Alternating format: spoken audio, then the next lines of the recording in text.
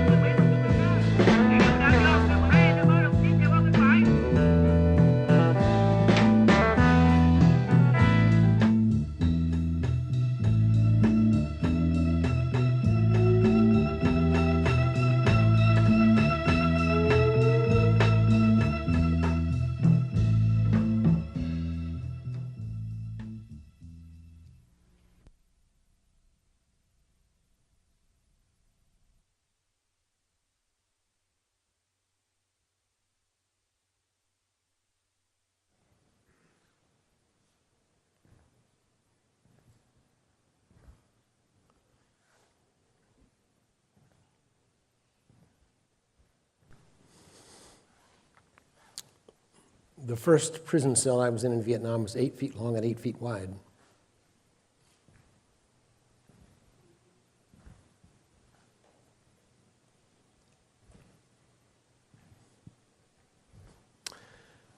I remember distinctly the dimension of that little cell. I could pace 3 steps in one direction before I ran into a wall.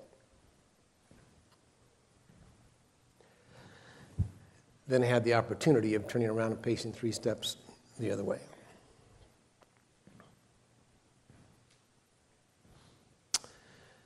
Inside my new little home, I had nothing to do. I had no books to read, no window to look out, no TV, telephone, BlackBerry, Bluetooth. I didn't have a pencil or a piece of paper. For 2,103 days, 2,103 days equates to age 24 to age 30 in my life. Or turn your calendar ahead to the year 2025. Consider between today and 2025. Can you even imagine that length of time? And the things you'll do between now and 2025. The classes you'll take, the books you'll read, the direction you'll go in the next 6 years.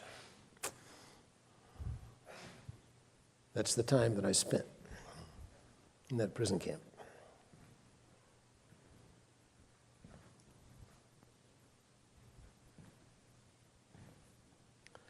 What happens to you when you're a fighter pilot, when you're the Top Gun, when you zoom around the skies at the speed of sound,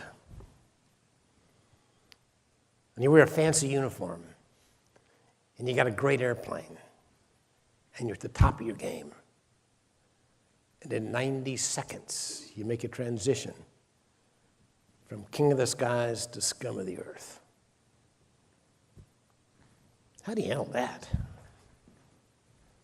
What kind of tools do you use to meet this challenge, or for that matter, any challenge of your life? What kind of tools in your psychological toolbox you pull out and apply to a problem like this? I'm here for a couple of reasons, maybe 3 reasons total. The first reason I am here is to tell you from an outsider, okay, from an onlooker, from a guy that never heard of GMC before about a year ago, just a regular dues-paying, tax-paying citizen. But I've taken a good look at this school and what it's here to do. And I want to tell you that my first job is to tell you that you won the lottery. You absolutely have an opportunity here like nowhere I've ever seen. This school teaches not only the academics, but more important than that, they teach you the character that you will need, whether you go into the military or not. They will teach you those tools of meeting challenges, of coping with adversity, the resilience that you will need every day of your life. But I want to put you back in this prison cell because I think the most value I can be to you, whether you're a plebe or a cadet colonel, whether you're a male, female, whether you grew up in this town or you're from California, regardless of your role in life, whether you want to change the world someday or whether you just want to get along, I'd like for you to try to imagine yourself in that prison cell, okay? Try to feel the feels and smell the smells and experience this experience with me. And when you get that, when you get that feeling, okay, when you can put aside your comfort zone, okay, give up your fancy uniform, give up your jet airplane, give up all the things that you and I use to validate ourselves, get all that stuff up. Step into a dingy little prison cell 10,000 miles away from the good life, and we have that feel. I have a couple of questions I want to ask. I want your answers to my questions in a minute. Here's the first question. How do you survive this? What kind of stuff do you have in your gut? What did you bring to morning formation today? What kind of tools, again, from your psychological toolbox you'd pull out and apply to a problem like this? Question number 2. Leaders. What about the guys next door? What about those prisoners of war in that cell next to yours? Guys that are clinging to life by their fingernails, are in a world of hurt. They need your help. But they don't trust you. They think you have some kind of hidden agenda. How do you get through to them? Well, the first thing you learn in a prison cell is pain. You probably figured that out. This hurts. This hurts a whole lot. Second thing, you might not suspect this. Second thing you learn in a prison cell is, well, the minutes eventually wear into hours, and the hours eventually wear into days, days into weeks, weeks into months, and you acclimate. You learn how to breathe deeply and think about things far away, and you pray a lot, and the future, and you plan the future, and all of these things go through your mind. And then it comes the reality of where you are and what your future might or might not be. So the first thing you learn in a prison cell is that time thing. And then you find out, eventually, well, the limits to my experience are not the 8 feet between these walls, okay? The limits to my experience in this prison camp aren't the physical limits. The 8 feet between those walls is just a physical limitation. The big limitation in my life as a prisoner of war and in your life as a cadet is the 8 inches between your ears. I was in a mental box. The mental box of my life was more restrictive than that 8 feet of stone and steel that I was behind. Ever been in one of those mental boxes? Yep, we all get there. On a daily basis, we lose sight of the big picture, don't we? You know? We get so myopic in our own little world. Here's what we do, and here's the way we do, and here's the way we put the uniform on, and here's the time for the formation, and we get in our own little world, and we forget about the big picture. So those little mental boxes of your life can be more restrictive, I'm convinced, than those walls in that prison cell that I was in. But I don't mind telling you this. It didn't take me very many miles at 3 steps by 3 steps, and I was going nuts. I finally decided, Charlie, if you're going to survive this, you're going to have to come up with something to do. Keep your mind active. Make a little game to play. I thought, that's what I'll do. I'll make a little deck of cards. And I did. I constructed a little deck of playing cards, about the size of postage stamps. I tore these cards from 52 little strips of toilet paper. And I can tell you this with authority, toilet paper is tough to shuffle. You don't lick your fingers very much shuffling toilet paper. Remember my questions? Okay. What does it take to survive 6 years in a communist prison camp? You got an answer to my question? Hold on.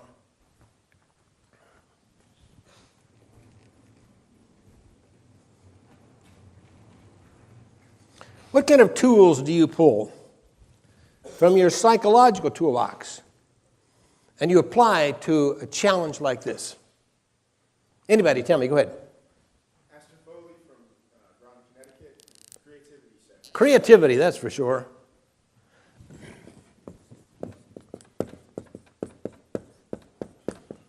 What else? Go ahead.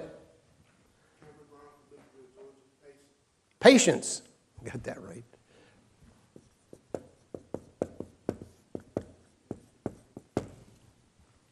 Another one? Go ahead. Courage.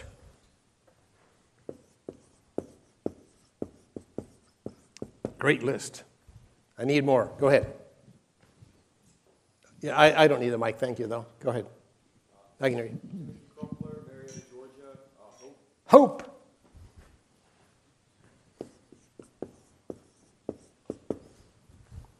Let's get this side. Go ahead. Louis Rosario from Orlando, Florida. Resilience. Resilience. Is that right?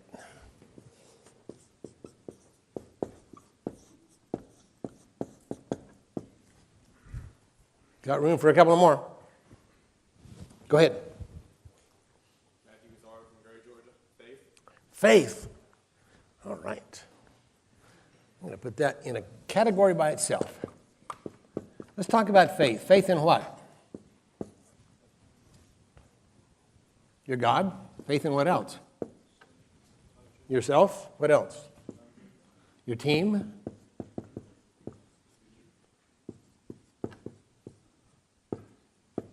All right. Got a great list going here. Is this enough? We got enough? Go ahead. I'm sorry? Persistence.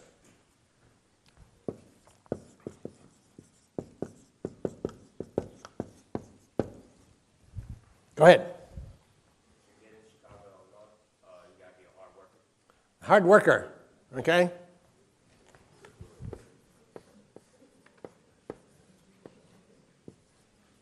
All right. Got room for one more. Go ahead. Purpose, sir. Service. Purpose. Purpose. Ooh, that's a great one. This is a great list. Can we make it? Can we survive with creativity, patience, courage, hope, resilience, faith, persistence, work, and purpose? Let me ask you this question. Where'd you get this stuff? Where did you acquire your creativity? Where'd that come from? Okay? Where did you get your resilience? Is there a course, okay, at GMC, Hope 101? In the daytime? I don't know. Let me ask you this question. How do you measure this stuff? Tell me how you measure your courage. Tell me how you put a yardstick on your persistence. You've given me a list of survival qualities here that you can't measure with a yardstick and you can't learn in a textbook. How many times in our years here at GMC do you read the books and you go online and you learn to measure things, okay? That's really what education is about, isn't it? It's measuring stuff, learning stuff, put it in your head. And yet you're telling me, these are your words, not mine, I'm just the scribe here. You're telling me that the very essence of survival tends to be those qualities that you can't measure with a yardstick and you can't learn in a textbook. It's one of the reasons why I think this is such a great school, okay? You build character here. Oh, I don't mean to diminish your academics at all. That's the foundation of who you are and what you do. But at the end of the day, your success and your failure will depend not on your GPA. It's going to depend more on these qualities. So, you got this stuff? Are you learning this stuff here? Well, I had a great childhood. I grew up in a tiny town in Kansas. I'd never seen the ocean. I'd never ridden in an airplane. I'd never been out of the 4 states of Kansas, Missouri, Iowa, and Nebraska. I was a hayseed from the Midwest. At age 17, I got an appointment to Annapolis. Unbelievable. I had no idea what they did there. Got on that Greyhound bus, and 2 days later, I was pledging to defend the Constitution of the United States against all enemies, foreign and domestic, and what a commitment that was. And I had no idea what it was going to take to fulfill that commitment. Learned a lot there at the boat school. Tie knots in the Morse code, drive the ships around the Chesapeake Bay. Lucky for me, I got some character along the way. I was inspired with some of this stuff. Inspired by the chaplains and the professors and the other midshipmen and the superintendent of the Naval Academy who would stand up in front of the big pep rallies before the football games, and the guy would clench his fist. You could see the veins running his brow, and he would say, "You guys can do anything you set your minds to do." You guys can do anything you set your minds to do? Was this hype? Messing with our minds? Mental manipulation? Did it work? Those 4 years, the Naval Academy took a ragtag football team and produced 2 Heisman Trophy winners in 4 years. It was the number 2 team in the nation for a while because we could do anything we set our minds to do. I graduated from Annapolis. Didn't graduate top of my class. In fact, from the Naval Academy, I graduated in the half of the class that made the top half possible. And about half of you can identify with this. Married my high school sweetheart. Lovely blonde girl from Kansas under the Arch of Swords, coming out of the chapel. Flight training, Pensacola, Florida. San Diego, California, where I flew the first adversarial flights for the Top Gun school. Exciting time, zooming around in those jets. Launched on the aircraft carrier Kitty Hawk. You saw the video. A floating city. 5,000 men aboard this ship. And me, flying the hottest airplane in the world. My 75th combat mission on a target just south of the capital city of Hanoi. My co-pilot and I were hit by a surface-to-air missile. It exploded with some 12,000 pounds of jet fuel, sent that big airplane topsy-turvy, end over end down towards that rice paddy below. My co-pilot ejected, our parachutes opened, and we came floating down over enemy territory. Ever been in one of those parachutes? I don't mean the nylon ones. I'm talking about those parachutes of life. You see, basically, that's what this discussion is about, okay? The challenges that you face in your life. Those parachutes, I'm talking about something that's insignificant, as being cut out of your lane on Highway 16. I'm talking about something as major as the loss of a child. But isn't that where your value lies? Let's try to measure it, just for fun. Let's measure the value of you. Let's measure your value to this school. Let's measure your value to your nation. Let's measure your value to your God. It can't be measured in the easy times. Anybody can show up. Notice that? Anybody can log on. Your true value to this college, to your family, to your community, to your Creator has to be measured when the heat's on, when things are tough. Okay? Your value shows up when you don't know the answer and you're confused and nobody's on your case. Your value shows up when you want to quit. Or let's turn the coin over. What if? What if you had the perfect world, okay? Let's assume for one moment that that you only dealt with princes and princesses, beautiful people, and they all said yes to all your great ideas, and you never had to walk the bull ring. Huh? Imagine that. Would you be as good as you are today? Would you be as proactive? Would you take pride in yourself if you had no challenges at all? Here's the point. Hang in there. You're not going to believe this. There's great value in getting blown out of the sky once in a while.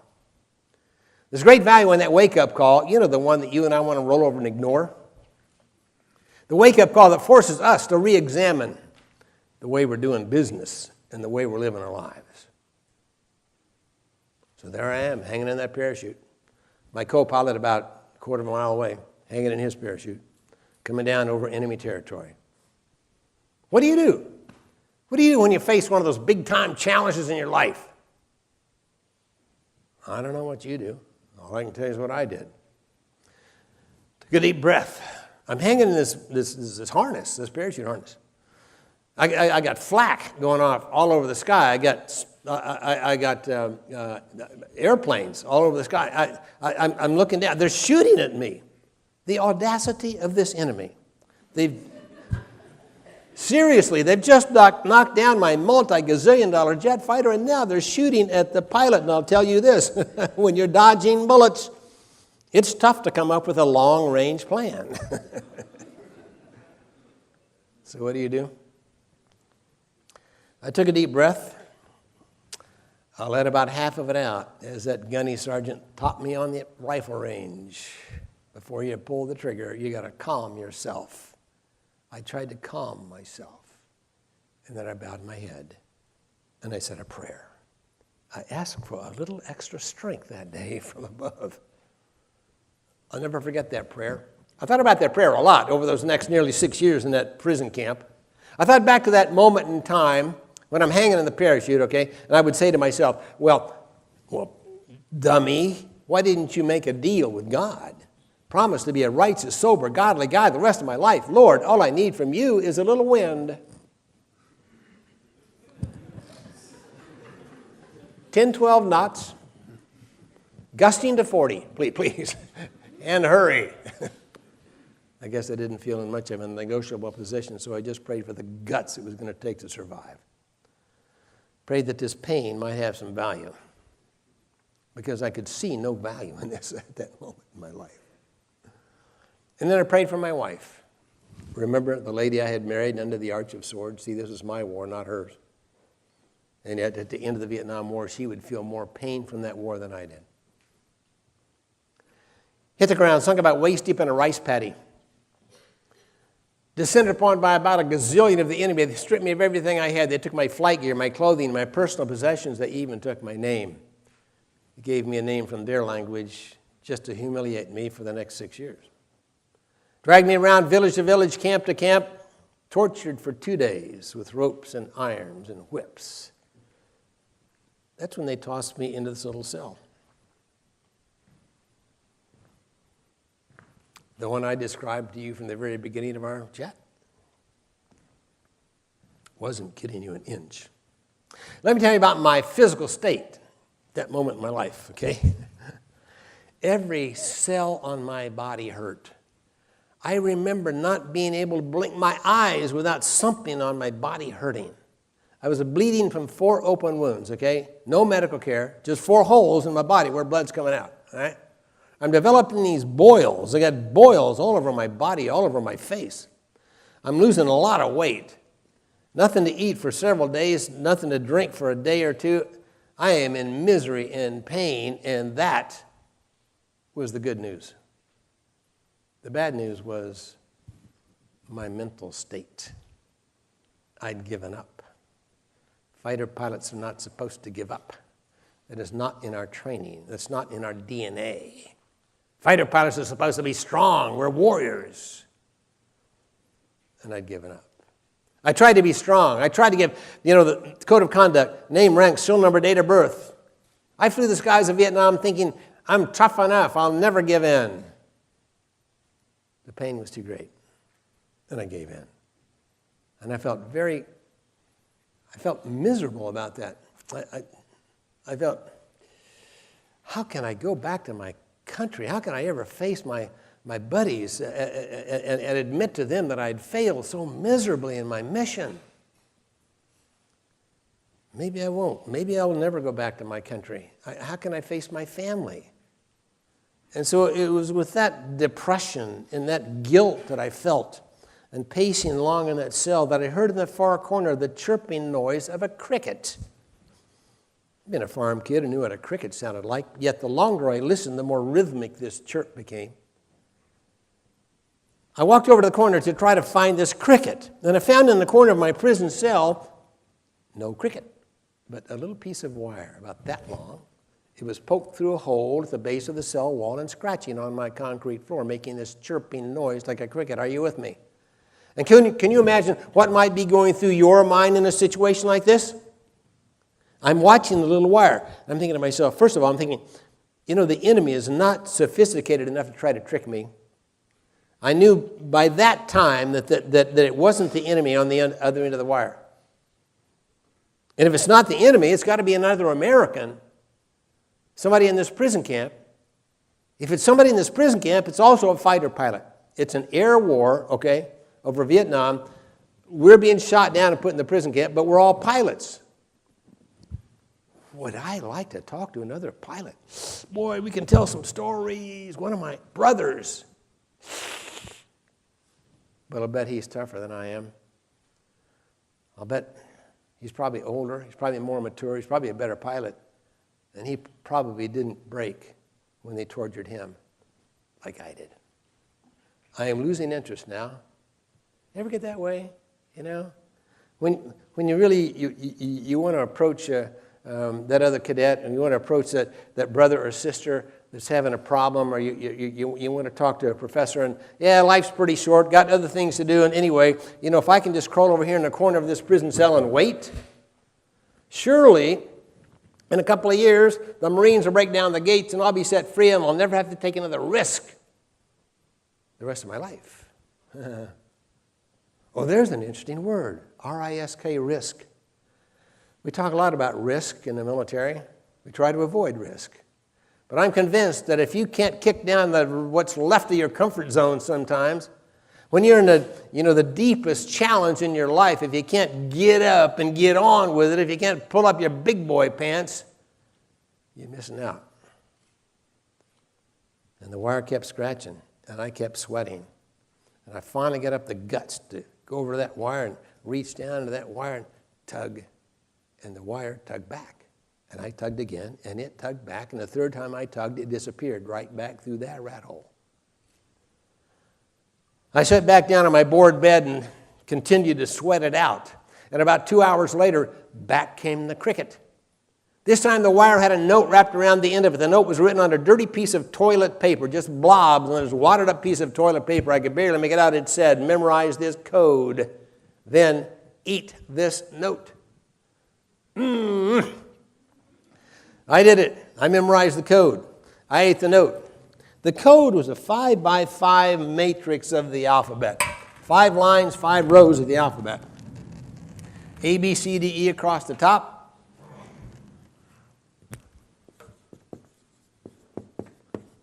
F, G, H, I, J. What letter did I leave out? You're quick. Numbers down the side, across the top,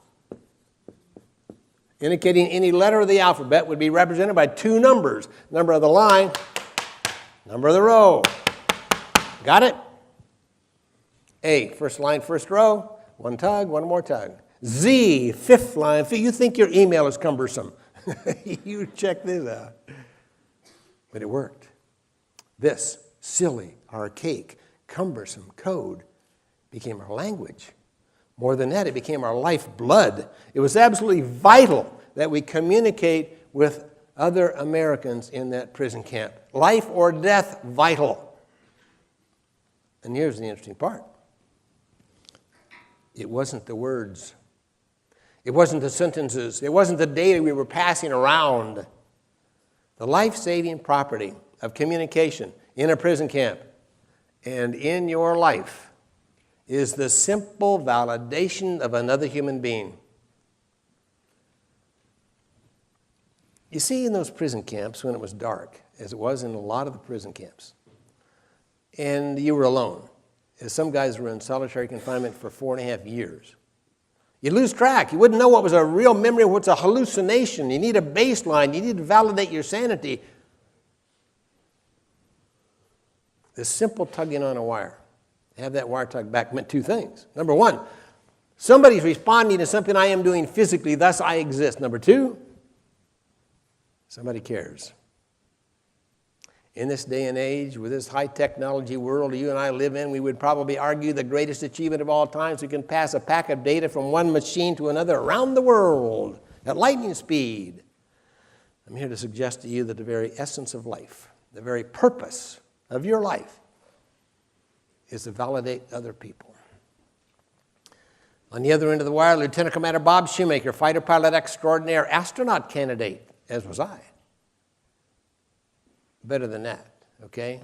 He was a team player, all right? You need those people in time of trial.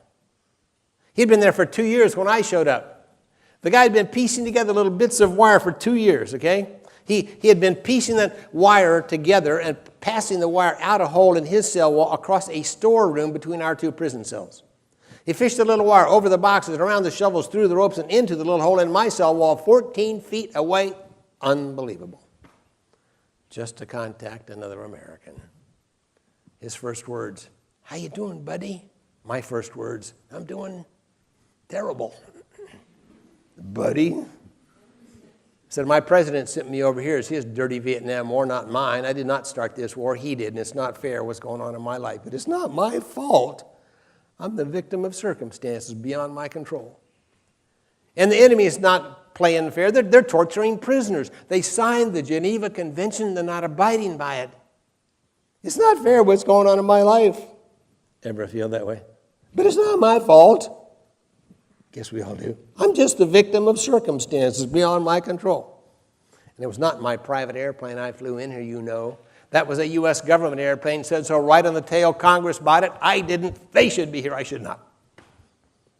So things not fair what's going on in my life. I do the best job I can in this college. And then he make me put on a uniform and show up at dark 30, and it ain't fair what's going on in my life. Then I go out and get the bull ring. I got 14 hours in the bull ring, and it's not fair. But it's not my fault. I'm the victim of circumstances beyond my... Shoemaker said, "You want to know your biggest problem?" I said, "You mean I have problems bigger than the ones I can see?" He said, "Sounds like you're suffering from a fairly common prison disease. A lot of fighter pilots get this disease when they first get shot down. Some of them die from it." "Oh, man, what's the name of this disease?" He said, "Well, around here we just call it prison thinking. You're thinking like you got this 8-inch box.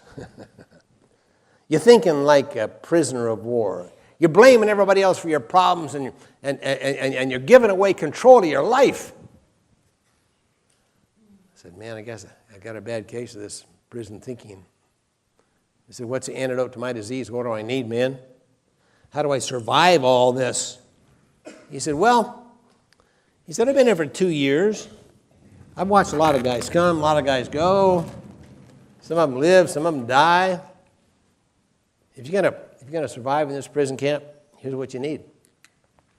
You need faith, okay? You got to believe in God and yourself and your team. You need a purpose in life. You got to work at it. You got to have persistence and resilience and hope and courage and patience and creativity." That's what he said.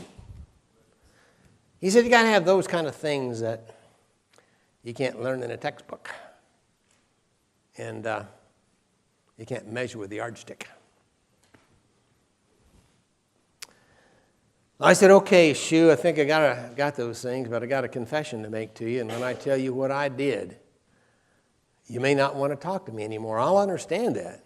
Because if our roles were reversed, I wouldn't want to talk to you if you did what I did." He said, "What'd you do, plumber?" I said, I broke. I wanted to be strong, but I wasn't. I broke." Shoemaker said, "Hell, everybody broke. He said, there's not a man in this prison camp that is as strong as he wanted to be. So pull up your big boy pants. We've got a war to fight. Shoemaker said, you have just joined the finest team you'll ever play on, bar none. You will see in this prison camp the finest American leadership you will ever see, bar none. Our senior officers in this prison camp have totally turned this around. He said, our commander, Jim Stockdale, has refocused our purpose here. We are not victims. We are not on the defensive. We are warriors. We will pursue this war till our last dying breath. So let's get on with it. He said, we have a motto in this prison camp. Jim Stockdale came up with the motto, and it drives every decision we make. The motto is this, 3 words, return with honor. That surprise you? It's above your gate. That surprise you that it's your motto too? I will tell you that it absolutely turned things around for us in that prison camp. It absolutely gave us a new purpose. It absolutely gave us the unity that it took. Here's a statistic for you that came from all of this and that leadership and that return with honor motto that we had. Here's what happened. 3 years ago, a study was done of all the combatants of Vietnam. Over 1.5 million people were studied, all right? Anybody who was in Vietnam.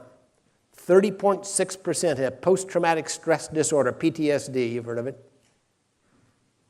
Almost 1/3 of all the combatants in Vietnam have PTSD. Of the prisoners of war, 4% of us have PTSD. And the 4% are primarily the guys that were shot down near the end of the war, weren't even prisoners of war for a few weeks or a month or two. They're the ones with the mental problems. Figure that out. Psychiatrists and psychologists and the folks that know a whole lot more about this than I do say it was because of our leadership. It was because of Jim Stockdale. It was because of return with honor. What does that mean in your life, cadets? What's the message here? How can you apply this to the daily routine that you have here and the future routine, whether you're going to go in the military or not? Just this. Character counts. You know that. You know it really is duty, honor, country. That you know that. All right? But do you believe it? Oh, we say it. We say it out on the parade ground. And we read it, on the top of the door. Okay? But do you believe it? Well, I think I am living proof that it's true and that it can be a guideline in your life. Well, Shoemaker sure set me straight that day. I owe my life to him and the other guys in that prison camp. And maybe the greatest leader in the prison camp turned out to be a Navy sailor, an enlisted guy. Wait a minute, Captain. You just told us you're all fighter pilots, you're all officers, you're all college graduates. How did a Navy sailor get into a prison camp in an air war over North Vietnam? Well, he fell off his ship. He used to tell us, I wasn't captured like you pilots. I was rescued. And indeed he was. 19 years old, Seaman Douglas Hegdell from Clark, South Dakota, fell off the fantail of a cruiser in the middle of the night. But could he take a joke? We would tug on our wires in that secret code and we would pass around a little questionnaire just for something to do. We'd say, who's the oldest in the prison camp? Who's got the most kids back home? Who's been here the longest? One time we had what we called the high-fast, low-slow contest. Try to determine what fighter pilot had jumped out of his jet going highest and fastest, who jumped out going lowest and slowest. Well, high-fast was won by some Air Force jock who punched out of his F-105 at 52,000 feet, 1,000 miles an hour. And the low-slow contest was won by the Navy sailor. 12 feet at 15 knots. He won. But here's the interesting part, and why I take your valuable time to tell you his story. This lowly sailor, this insignificant entry-level, minimum wage plebe, you know who I'm talking about, right? Okay.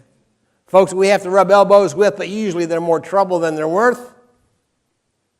The sailor didn't seem to suffer from this 8-inch prison. The sailor didn't blame everybody else for his problems and give away control of his life. The sailor didn't feel sorry for himself, deny that he had any control of his destiny.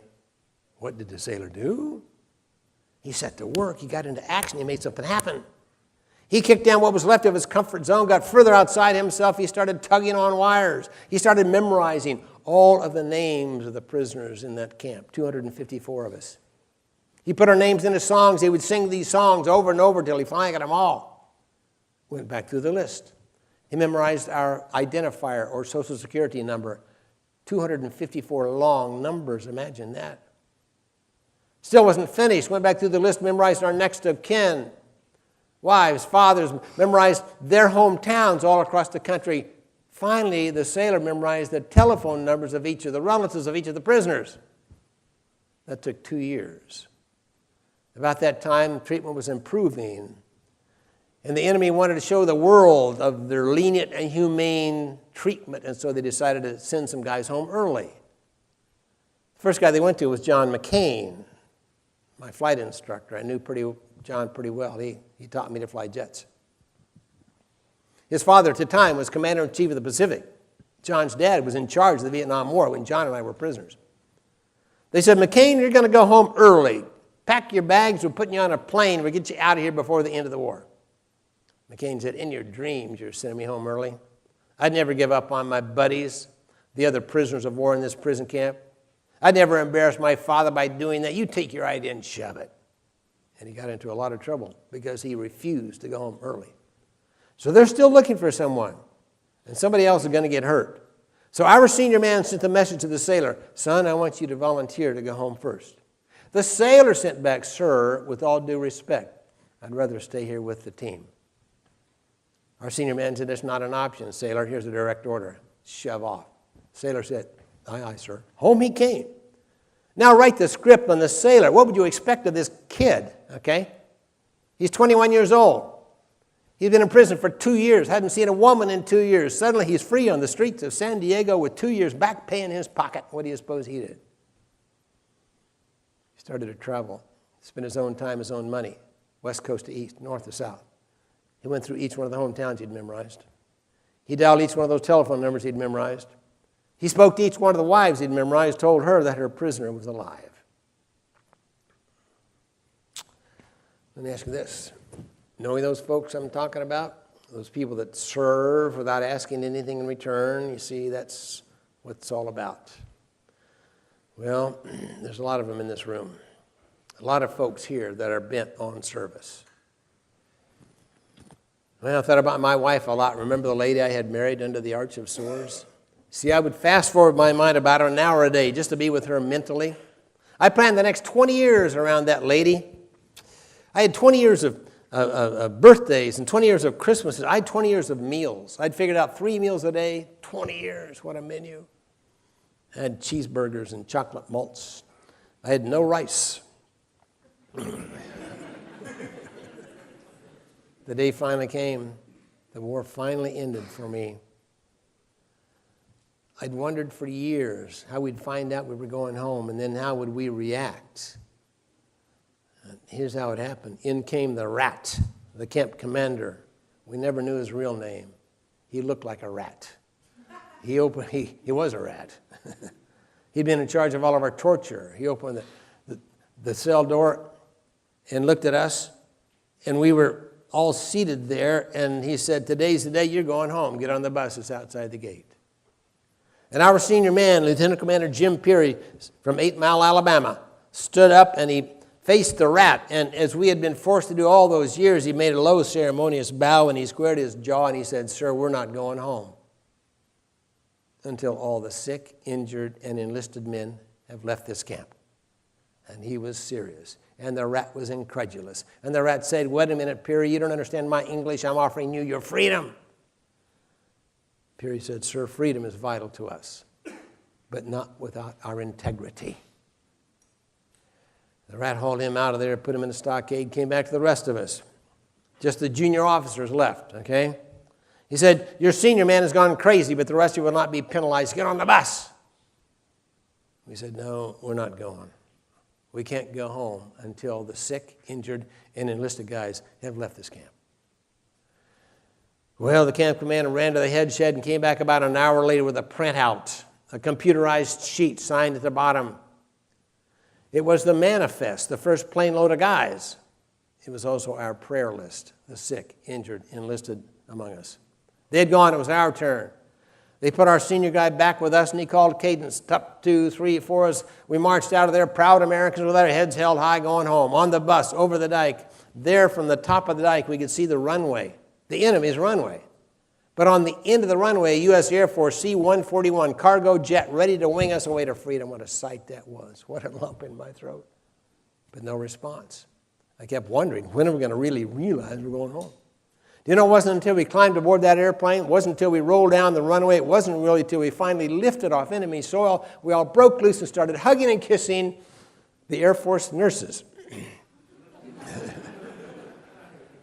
90 minutes later, I was putting these feet on free soil, Clark Air Force Base in the Philippines. Ran down the ladder and across that tarmac to the first telephone I could find to call.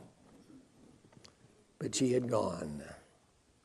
She had hung on for 5 years and 3 months before I was released. She filed for divorce. She was engaged to another guy. I'm thinking, man, yeah, what a bummer.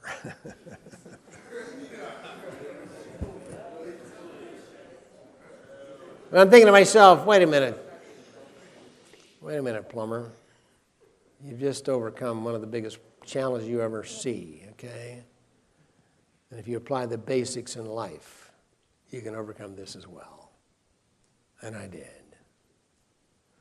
I'm happy to tell you that we, the prisoners of war of Vietnam, are doing rather well. Shoemaker, the guy on the end of the wire, 2-star admiral today. Kid that memorized the names of the sailor that fell off the ship, he's a teacher. Guy in my back seat, my co-pilot, came back to the States, went back to flying Navy jets off aircraft carriers. Some guys never learn. That's not true. I continue to fly even today. I flew in the Navy after I came home, and I have 2 little airplanes of my own, an antique airplane from World War II and an experimental airplane, so I still terrorize the skies. But what does it mean in your life? I hope and pray none of you are ever prisoners of war, that you never face those 8-foot walls, but you will face the 8-inchers. We do every day. We get in this box. When you find yourself in one of those boxes, okay, with one of those big-time problems, if you can try to remember what you have to do. First of all, you have to take action, okay? You have to get with it. Pull up your big boy pants. Kick down what's left of your comfort zone. Get further outside yourself. And then you apply the basics, okay? What are the basics? Your words, not mine. Creativity and patience and courage and hope and resilience and faith in God and yourself and your team. Persistence and work, and find a purpose in your life. And if you can do all those things, I'm convinced you can do anything you set your mind to do. Great being with you. Thank you very much.